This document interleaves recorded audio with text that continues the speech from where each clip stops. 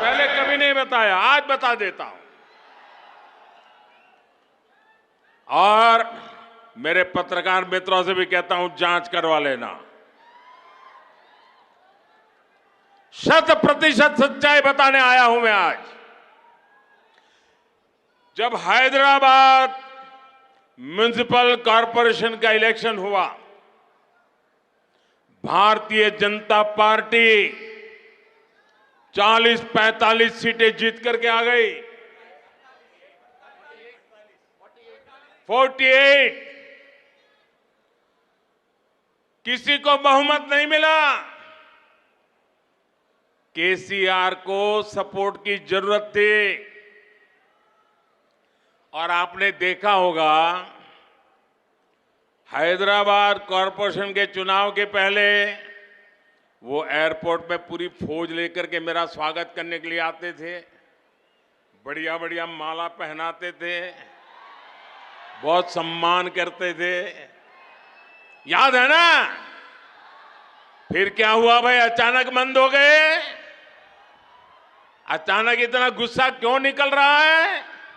इसका कारण यह है कि हैदराबाद के चुनाव के बाद, ये भी तारीख चेक कर ले मीडिया वाले, वो दिल्ली मुझे मिलने आए, बहुत बढ़िया मुझे शाल उड़ाई, बहुत मुझे आदर किया और इतना प्यार दिखाया, इतना प्यार दिखाया, ये केसीआर के कैरेक्टर में ही नहीं है।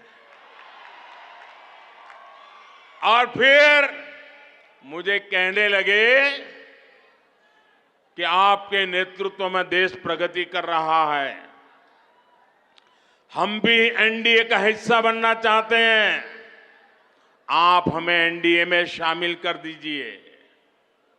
मैंने कहा आगे क्या? बोले हैदराबाद में म्युनिसिपल कॉरपोरेशन में हमारी मदद कर दीजिए।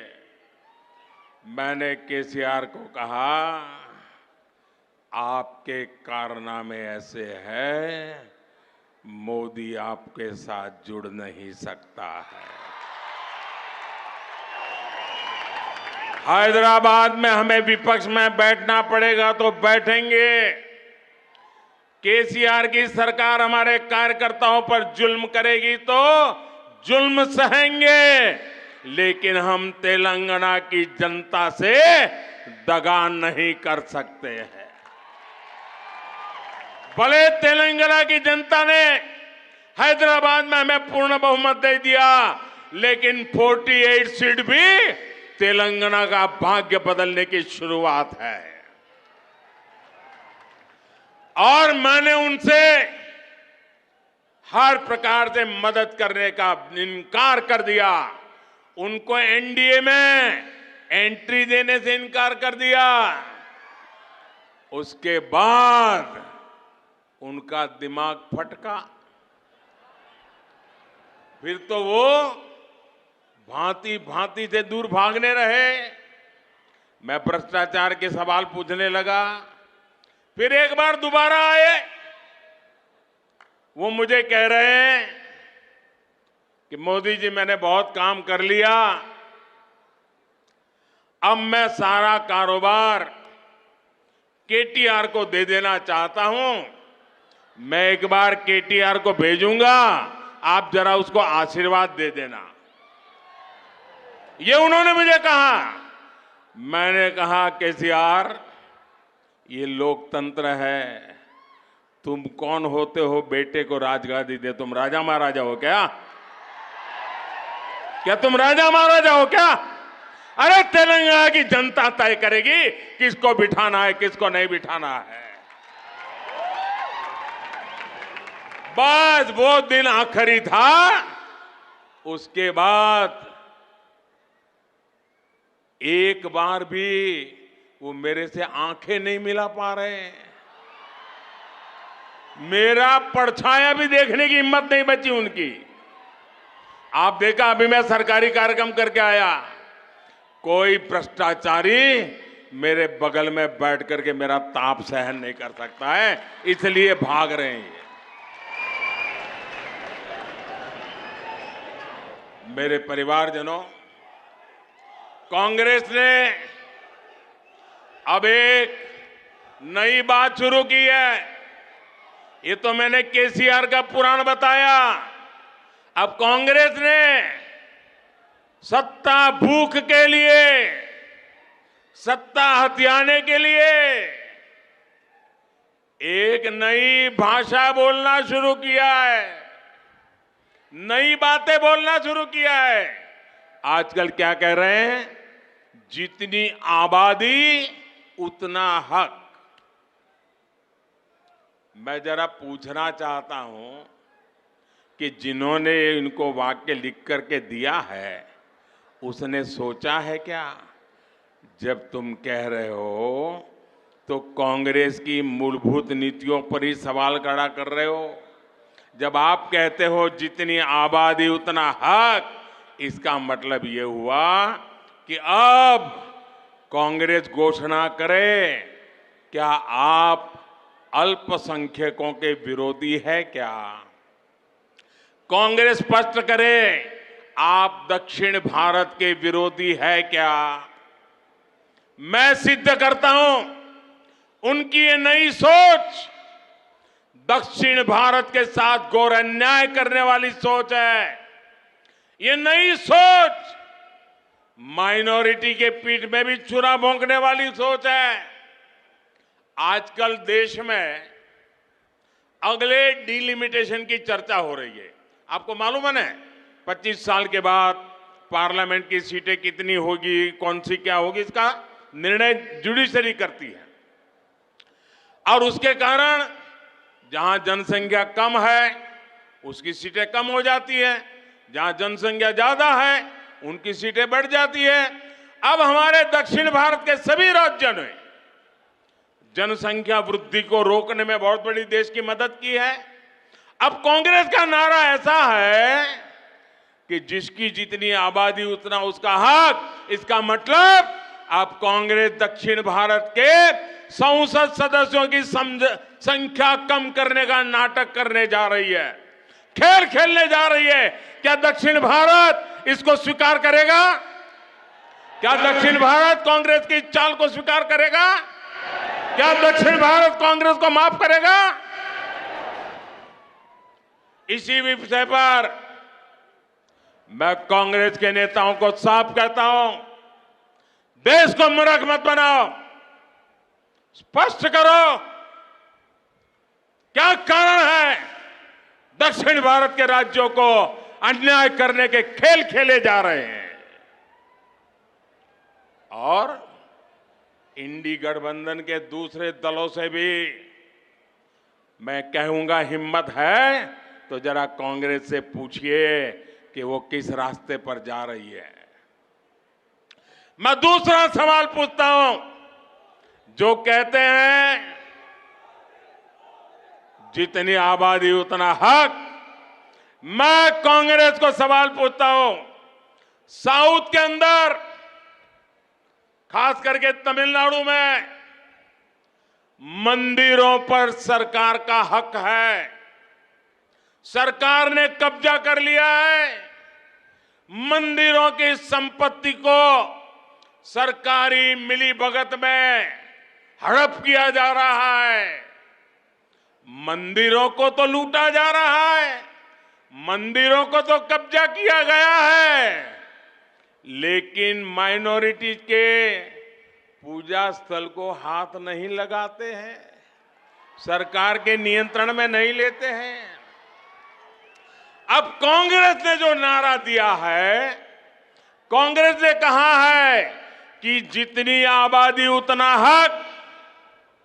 अगर यही आपका मंत्र है, यही आपका सिद्धांत है, तो क्या माइनॉरिटी के जितने पूजा स्थल है उनको ये दक्षिण के आपके सारे साथी जब्त करेंगे क्या? उनका कब्जा करेंगे क्या? उनकी प्रॉपर्टी को लोगों के काम में लाएंगे क्या? नहीं लाएंगे। मैं दूसरा सवाल पूछता हूं कांग्रेस को, ये जो नारा देते हैं तो क्या कांग्रेस और उसके साथी, खास करके तमिलनाडु, क्या वो वहां हिंदू मंदिरों को जो कब्जा किया जा रहा है, हस्तक्षेप किया जा रहा है, दक्षिण के अधिकतम राज्यों में यही खेल चला है।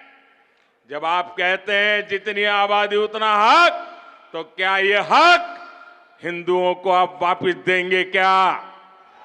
जवाब दीजिए। ये झूठी बातें मत करिए। लोगों को भ्रमित करने का खेल खेलना बंद कर दीजिए। कांग्रेस को, इंडी अलायंस को इस बारे में भी अपना स्टैंड साफ करना चाहिए। कांग्रेस के साथी जो तमिलनाडु में राज करते हैं, जो केरल में राज करते हैं, जो तेलंगाना में राज करते हैं, जो कर्नाटका में राज करते हैं, ये सारे साथियों को कांग्रेस से बात जवाब देना पड़ेगा। साथियों, आज देश में सबसे बड़ी जरूरतमंद जिनको डगर डगर पर मदद की जरूरत है, वो कौन है? हमारे देश के गरीब परिवार है। अगर आज इस देश की सबसे बड़ी कोई जाति है तो वो जाति गरीब है। और इन गरीबों की सबसे बड़ी जाति, उनकी सेवा, उनका कल्याण, उनकी प्रगति, यही सच्चा सामाजिक न्याय है। हमारी सरकार ने पिछले 9 सालों से गरीब कल्याण के लिए दिन रात मेहनत की है और इसके परिणाम भी सामने आ रहे हैं।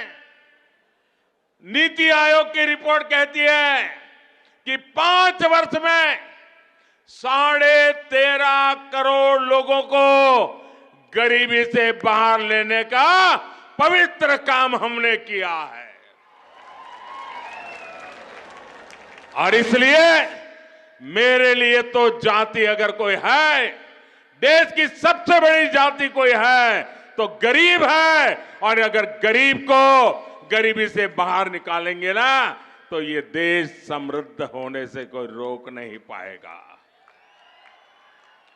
और यही मोदी का सपना है, यही मोदी की गारंटी है, यही मोदी का संकल्प है और यही मोदी की साधना है, यही मोदी की तपस्या है। और मैं अन्य सभी राजनीतिक दलों से भी आज आह्वान करता हूं, हाथ जोड़ करके मैं देश के सभी राजनीतिक नेताओं को, सभी दल के मुखियाओं को, सभी पॉलिटिकल पार्टियों को कहता हूं, आइए, आजादी के 75 साल हो गए, आइए गरीबों के कल्याण पर विचार करें, गरीबों की भलाई के लिए विचार करें, गरीबों की भलाई के लिए योजनाएं बनाएं, गरीबों के उत्थान के लिए काम करें।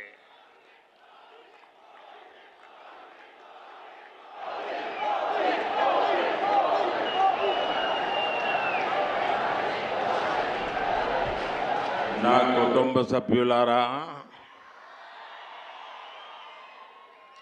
तेलंगाना विरोधी ये लोग चुनाव से पहले जनता को कुछ छोटे लाभ देकर अगले 5 साल तक तेलंगाना को लूटने का अधिकार हासिल कर लेते हैं। हमें तेलंगाना में इस परंपरा को अब उलट कर देना है भाइयों बहनों, उसको रोकना है। रोकोगे क्या? रोकोगे क्या? तेलंगाना के भाइयों बहनों, मुझ पर 5 साल भरोसा करो, ज्यादा नहीं कह रहा हूं, 5 साल भरोसा करो। इन्होंने जितना लूटा है ना, मैं आपके चरणों में ला करके रख दूंगा। आज भी कांग्रेस और बीआरएस तेलंगाना के लोगों से विश्वासघात कर रही है। कई राज्यों में कांग्रेस ने चुनाव से पहले ऐसे ही बड़े वादे किए और अब उन्हें पूरा करने के लिए 15 अलग अलग शर्त रख रही है। पहले तो बोल देते हैं ऐसा करेंगे, फिर कहते हैं ऐसा होगा तो करेंगे, ऐसा होगा तो नहीं करेंगे, ये करेगा तो नहीं करेंगे, उधर वाला होगा तो नहीं। क्यों भाई, जनता को मूर्ख बना रहे हो? यहां बीआरएस ने भी बेरोजगार युवाओं को भत्ता देने का झूठा वायदा किया। कांग्रेस और बीआरएस का रवैया बिल्कुल एक समान है। चुनाव से पहले आसमानी वादे करो और चुनाव के बाद सारे वादे भूलकर अपनी तिजोरी भरो। ना कुटुंब सभ्युलारा बीजेपी का ट्रैक रिकॉर्ड अपने वायदे पूरे करने का है।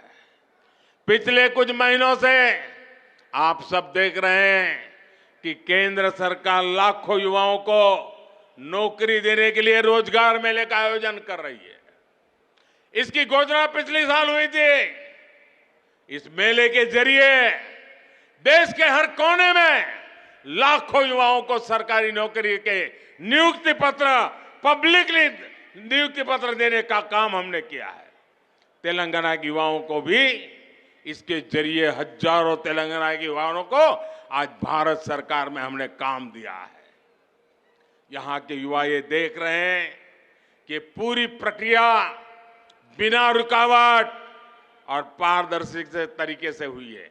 तेलंगाना में से एक भी शिकायत नहीं आई कि नौकरी मिली लेकिन किसी को मोदी को पैसा पहुंचाना पड़ा, ऐसी एक घटना नहीं आई। मैं आज पहली बार एक रहस्य खोलने जा रहा हूं।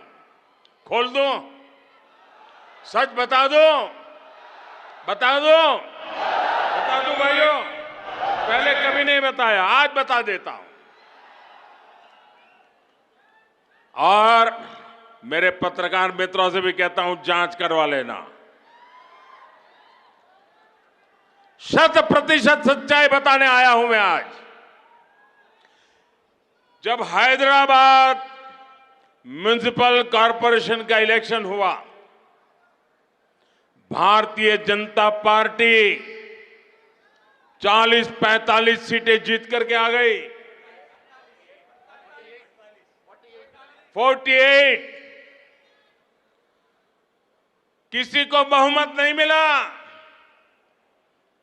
केसीआर को सपोर्ट की जरूरत थी। और आपने देखा होगा हैदराबाद कॉरपोरेशन के चुनाव के पहले वो एयरपोर्ट में पूरी फौज लेकर के मेरा स्वागत करने के लिए आते थे। बढ़िया बढ़िया माला पहनाते थे, बहुत सम्मान करते थे। याद है ना? फिर क्या हुआ भाई? अचानक बंद हो गए। अचानक इतना गुस्सा क्यों निकल रहा है?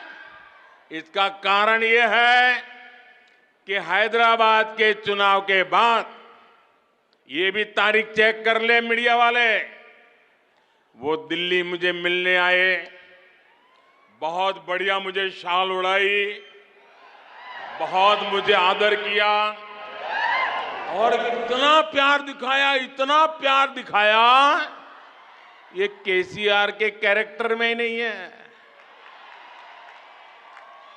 और फिर मुझे कहने लगे कि आपके नेतृत्व में देश प्रगति कर रहा है, हम भी एनडीए का हिस्सा बनना चाहते हैं, आप हमें एनडीए में शामिल कर दीजिए।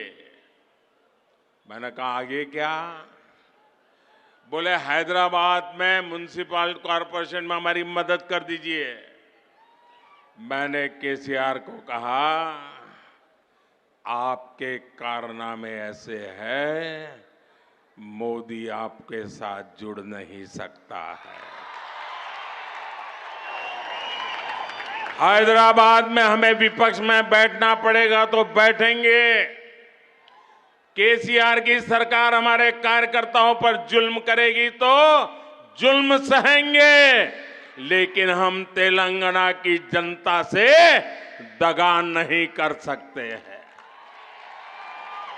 भले तेलंगाना की जनता ने हैदराबाद में हमें पूर्ण बहुमत दे दिया, लेकिन 48 सीट भी तेलंगाना का भाग्य बदलने की शुरुआत है। और मैंने उनसे हर प्रकार से मदद करने का इनकार कर दिया। उनको एनडीए में एंट्री देने से इनकार कर दिया। उसके बाद उनका दिमाग फटका। फिर तो वो भांति भांति से दूर भागने रहे। मैं भ्रष्टाचार के सवाल पूछने लगा, फिर एक बार दोबारा आए। वो मुझे कह रहे हैं कि मोदी जी मैंने बहुत काम कर लिया, अब मैं सारा कारोबार केटीआर को दे देना चाहता हूं। मैं एक बार केटीआर को भेजूंगा, आप जरा उसको आशीर्वाद दे देना। ये उन्होंने मुझे कहा। मैंने कहा केसीआर, ये लोकतंत्र है, तुम कौन होते हो बेटे को राजगादी दे? तुम राजा महाराजा हो क्या? क्या तुम राजा महाराजा हो क्या? अरे तेलंगाना की जनता तय करेगी किसको बिठाना है, किसको नहीं बिठाना है। बस वो दिन आखिरी था। उसके बाद एक बार भी वो मेरे से आंखें नहीं मिला पा रहे हैं। मेरा परछाया भी देखने की हिम्मत नहीं बची उनकी। आप देखा, अभी मैं सरकारी कार्यक्रम करके आया, कोई भ्रष्टाचारी मेरे बगल में बैठ करके मेरा ताप सहन नहीं कर सकता है, इसलिए भाग रहे हैं। मेरे परिवारजनों, कांग्रेस ने अब एक नई बात शुरू की है। ये तो मैंने केसीआर का पुराण बताया। अब कांग्रेस ने सत्ता भूख के लिए, सत्ता हथियाने के लिए एक नई भाषा बोलना शुरू किया है, नई बातें बोलना शुरू किया है। आजकल क्या कह रहे हैं? जितनी आबादी उतना हक।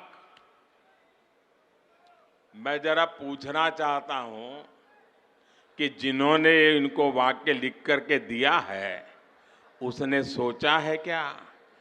जब तुम कह रहे हो तो कांग्रेस की मूलभूत नीतियों पर ही सवाल खड़ा कर रहे हो। जब आप कहते हो जितनी आबादी उतना हक, इसका मतलब ये हुआ कि अब कांग्रेस घोषणा करे, क्या आप अल्पसंख्यकों के विरोधी है क्या? कांग्रेस स्पष्ट करे, आप दक्षिण भारत के विरोधी है क्या? मैं सिद्ध करता हूं, उनकी ये नई सोच दक्षिण भारत के साथ घोर अन्याय करने वाली सोच है। ये नई सोच माइनॉरिटी के पीठ में भी छुरा भोंकने वाली सोच है। आजकल देश में अगले डिलिमिटेशन की चर्चा हो रही है। आपको मालूम है, 25 साल के बाद पार्लियामेंट की सीटें कितनी होगी, कौन सी क्या होगी, इसका निर्णय जुडिशरी करती है। और उसके कारण जहां जनसंख्या कम है उसकी सीटें कम हो जाती है, जहां जनसंख्या ज्यादा है उनकी सीटें बढ़ जाती है। अब हमारे दक्षिण भारत के सभी राज्यों ने जनसंख्या वृद्धि को रोकने में बहुत बड़ी देश की मदद की है। अब कांग्रेस का नारा ऐसा है कि जिसकी जितनी आबादी उतना उसका हक। इसका मतलब अब कांग्रेस दक्षिण भारत के संसद सदस्यों की संख्या कम करने का नाटक करने जा रही है, खेल खेलने जा रही है। क्या दक्षिण भारत इसको स्वीकार करेगा? क्या दक्षिण भारत कांग्रेस की चाल को स्वीकार करेगा? क्या दक्षिण भारत कांग्रेस को माफ करेगा? इसी विषय पर मैं कांग्रेस के नेताओं को साफ कहता हूं, देश को मूर्ख मत बनाओ। स्पष्ट करो क्या कारण है दक्षिण भारत के राज्यों को अन्याय करने के खेल खेले जा रहे हैं? और इंडी गठबंधन के दूसरे दलों से भी मैं कहूंगा, हिम्मत है तो जरा कांग्रेस से पूछिए कि वो किस रास्ते पर जा रही है। मैं दूसरा सवाल पूछता हूं, जो कहते हैं जितनी आबादी उतना हक, मैं कांग्रेस को सवाल पूछता हूं, साउथ के अंदर खास करके तमिलनाडु में मंदिरों पर सरकार का हक है।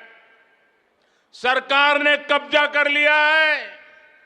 मंदिरों की संपत्ति को सरकारी मिलीभगत में हड़प किया जा रहा है। मंदिरों को तो लूटा जा रहा है, मंदिरों को तो कब्जा किया गया है, लेकिन माइनॉरिटी के पूजा स्थल को हाथ नहीं लगाते हैं, सरकार के नियंत्रण में नहीं लेते हैं। अब कांग्रेस ने जो नारा दिया है, कांग्रेस ने कहा है कि जितनी आबादी उतना हक। अगर यही आपका मंत्र है, यही आपका सिद्धांत है, तो क्या माइनॉरिटी के जितने पूजा स्थल है उनको ये दक्षिण के आपके सारे साथी जब्त करेंगे क्या? उनका कब्जा करेंगे क्या? उनकी प्रॉपर्टी को लोगों के काम में लाएंगे क्या? नहीं लाएंगे। मैं दूसरा सवाल पूछता हूं कांग्रेस को, ये जो नारा देते हैं तो क्या कांग्रेस और उसके साथी, खास करके तमिलनाडु, क्या वो वहां हिंदू मंदिरों को जो कब्जा किया जा रहा है, हस्तक्षेप किया जा रहा है, दक्षिण के अधिकतम राज्यों में यही खेल चला है। जब आप कहते हैं जितनी आबादी उतना हक, तो क्या ये हक हिंदुओं को आप वापस देंगे क्या? जवाब दीजिए। ये झूठी बातें मत करिए। लोगों को भ्रमित करने का खेल खेलना बंद कर दीजिए। कांग्रेस को, इंडी अलायंस को इस बारे में भी अपना स्टैंड साफ करना चाहिए।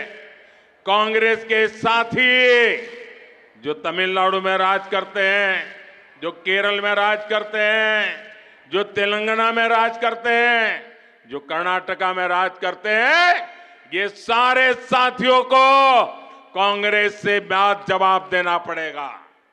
साथियों, आज देश में सबसे बड़ी जरूरतमंद जिनको डगर डगर पर मदद की जरूरत है, वो कौन है? हमारे देश के गरीब परिवार है।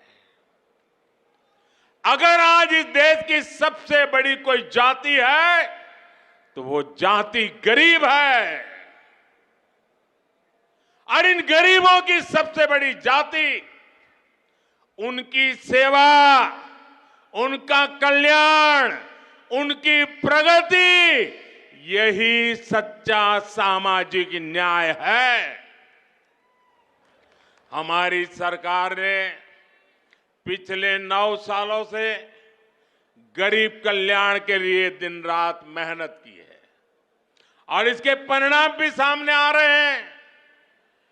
नीति आयोग की रिपोर्ट कहती है कि 5 वर्ष में 13.5 करोड़ लोगों को गरीबी से बाहर लेने का पवित्र काम हमने किया है। और इसलिए मेरे लिए तो जाति अगर कोई है, देश की सबसे बड़ी जाति कोई है तो गरीब है। और अगर गरीब को गरीबी से बाहर निकालेंगे ना, तो ये देश समृद्ध होने से कोई रोक नहीं पाएगा। और यही मोदी का सपना है, यही मोदी की गारंटी है।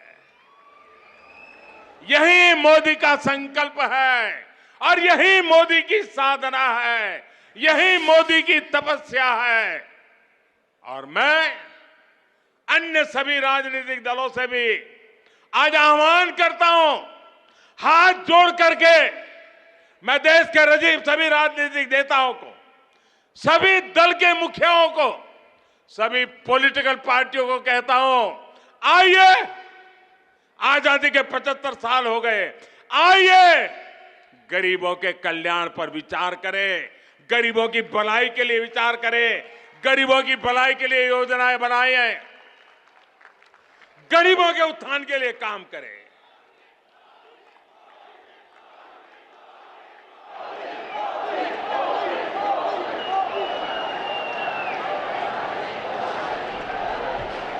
నా కుటుంబ సభ్యులారా,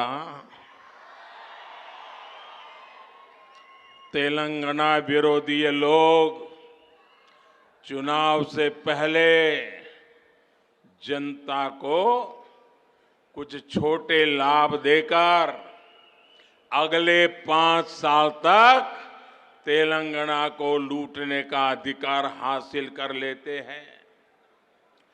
चुनाव आ रहे हैं, इसीलिए कार्रवाई हो रही है। केजरीवाल ने कहा कि संजय सिंह के यहां कुछ नहीं मिलने वाला। ईडी, सीबीआई, आईटी चुनावी समय में एक्टिव होंगे। अरविंद केजरीवाल ने यह कहा है कि चुनाव आने वाले हैं, इस वजह से यह कार्रवाई लगातार हो रही है। हार के डर से एजेंसियों का दुरुपयोग किया जा रहा है। सीधे तौर पे केंद्र सरकार निशाने पर। उन्होंने कहा कि चाहे ईडी हो, सीबीआई हो या आईटी हो, अगर इनकी तरफ से इस वक्त रेड की जा रही है, छापेमारी चल रही है, तो सिर्फ इसलिए क्योंकि चुनाव आ रहे हैं। और साथ में यह भी कहा कि हार के डर से इन सरकारी एजेंसियों का दुरुपयोग किया जा रहा है। केंद्र सरकार को सीधे तौर पे इन्होंने घेरा और चुनाव नजदीक, इसीलिए कार्रवाई हो रही है। साथ ही यह भी कहा कि संजय सिंह से कुछ नहीं मिलेगा।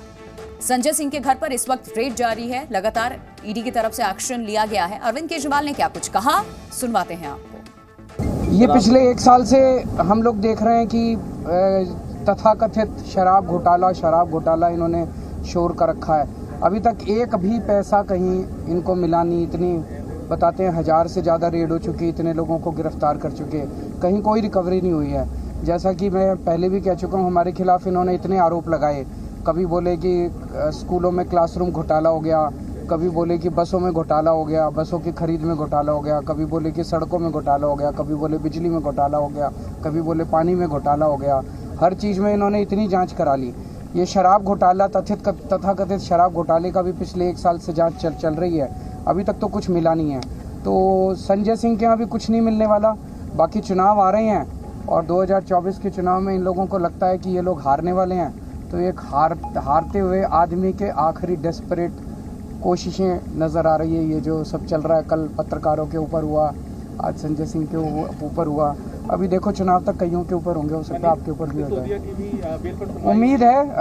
मनीष सिसोदिया के साथ करोड़ों लोगों की दुआएं हैं, करोड़ों बच्चों की दुआएं हैं, करोड़ों पेरेंट्स की दुआएं हैं। तो हमें पूरी उम्मीद है कि सुप्रीम कोर्ट से न्याय होगा।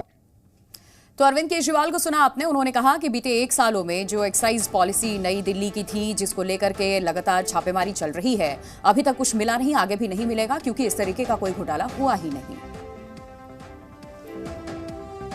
कैश ट्रांजैक्शन में करते हैं, लेकिन ये 32 लाख रुपए अरविंद केजरीवाल के कहने पे एक सांसद वसूली कर रहा है। ये चिंताजनक है।